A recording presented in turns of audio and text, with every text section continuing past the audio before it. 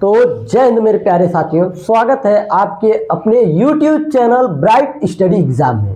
जैसे कि दोस्तों मैं आपसे एक वादा किया हूं कि आपको वही प्रश्न मेरे इस YouTube चैनल पे 2026 में देखने के लिए मिलेगा जो आपके बोर्ड एग्जाम में आएगा। तो मैं यह प्रश्न इसलिए लेकर के आया हूं कि यह प्रश्न 2020, 22, 23, 24 में आया है।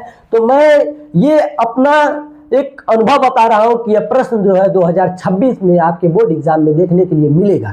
तो दोस्तों मैं देखता हूं यह प्रश्न हमारा कहता क्या है।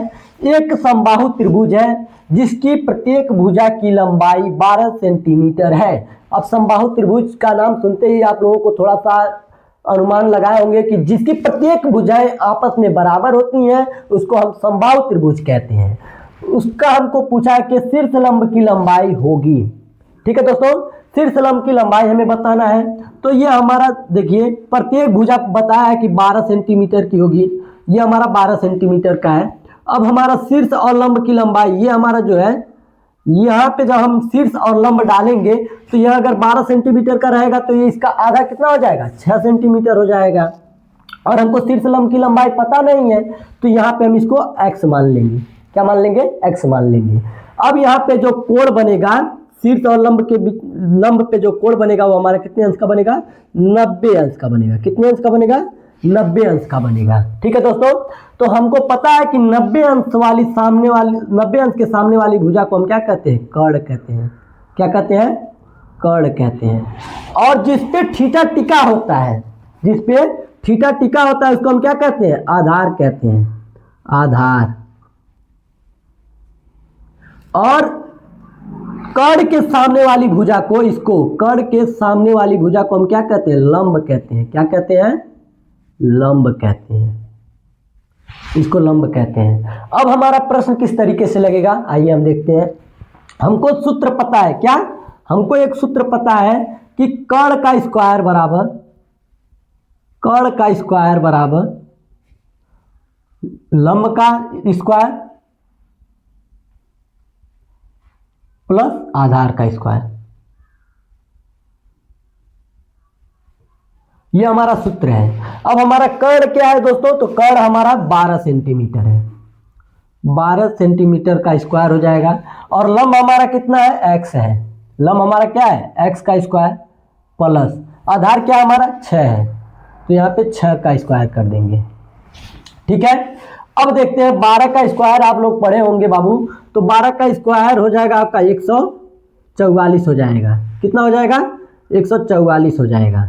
अब बराबर में एक्स स्क्वायर का तो एक्स स्क्वायर ही हो जाएगा प्लस में 6 का स्क्वायर कितना हो जाएगा? 36। 6 का स्क्वायर 36 हो जाएगा। अब यहाँ पे 144 है और एक्स स्क्वायर है प्लस का 36 है। तो जब मैं इसको 36 को इधर पक्षांतर करूंगा तो 144 माइनस का इधर प्लस है तो इधर आकर के माइनस का 36 हो जाएगा। और ये हमारा इक्वल टू है, स्क्वायर है तो स्क्वायर लगा देंगे। ठीक है दोस्तों, यहाँ तक कहीं आपको दिक्कत नहीं होनी चाहिए। अब 144 में से जब 36 घटाएंगे तो 108 निकल के आ जाएगा। 108 बराबर एक्स स्क्वायर। अब हम इसको इधर कर देंगे तो एक्स स्क्वायर बराबर आपका 108 आ जाएगा। स्क्वायर का साइन यहाँ से बेटा जब हटाएंगे तो ये हमारा रूट में चला जाएगा। ठीक है। अब यहाँ पे 108 हो जाएगा। जब 108 का हम लोग क्या निकालेंगे? एलसीएम निकालेंगे। क्या निकालेंगे? एलसीएम निकालेंगे। तो 108 का एलसीएम इस तरीके से निकलता है। पहले छोटी संख्या 2 से 2 5 10, 2 दूनी 4।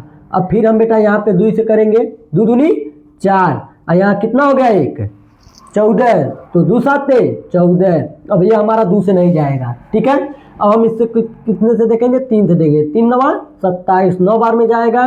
फिर 3 से करेंगे, 3 त्रिक 9, फिर 3 से करेंगे 1 बार में। अब हमारा देखिए जोड़ा बन गया। क्या बन गया? जोड़ा बन गया। एक का जोड़ा नहीं बना। ठीक है दोस्तों, तो हम यहाँ नीचे नहीं आ रहा था तो यहाँ पे हम आप लोगों को दिख करके दिखाता हूँ। ये आपका जोड़ा बन गया तो यहाँ पे 2 हो जाएगा। इसका जोड़ा बन गया तो यहाँ पे आपका 3 हो जाएगा। इसका 3 का जोड़ा नहीं बना तो इसको हम लोग रूट में कर देंगे, √3। अब द्वितीय 6 का और इसके बाद ये √3 में है तो 3 में। तो हमारा x बराबर निकल के आ गया 6 बार √3। अब हम देखिए बेटा यहाँ पे आपको समझाने के लिए इसको एलसीएम विधि से निकाल के दिखा दिए हैं। इसका वर्गमूल आप लोग निकाल सकते हैं, आसानी पड़ेगा। और यहाँ पे अब हमारा देखते हैं कि 6 बार √3 में यहाँ विकल्प में कौन सा है। तो यहाँ पे हमारा पहला सही है, बाकी ये तीनों गलत हैं। आई होप, मैं आशा करता हूँ कि हमारा वीडियो आपको समझ में आया होगा। अगर समझ में आया होगा तो अपने दोस्तों के पास शेयर करिए और हमारे चैनल को सब्सक्राइब करिए। एक बार आप इस पूरे सवाल का स्क्रीनशॉट ले लीजिए और अपने दोस्तों को